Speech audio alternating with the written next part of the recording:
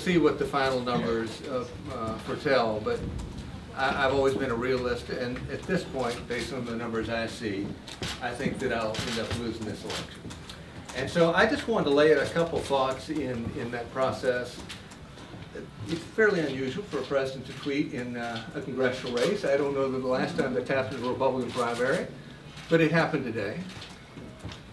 And so I want to address that for one last second. And I think it's important to do so. Because a lot of people would come up to me over the course of this campaign, they say, you for or against Trump? And I'd say, I'm neither for nor against Trump. I'm for ideas that I've long stood for over the entirety of my time in politics based on limited government. And inasmuch as he agrees with those ideas of limited government and market principle and the voice of local folks, I'm going to agree with the president.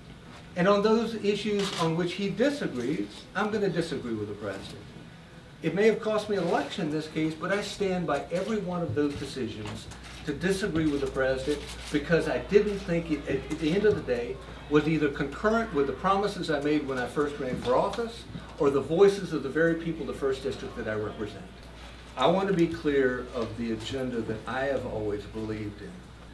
And so I stand by that notion of we are a nation of laws and not men.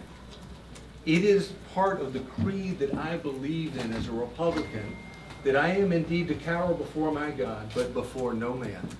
There's been too much made of, are you for one personality or against it?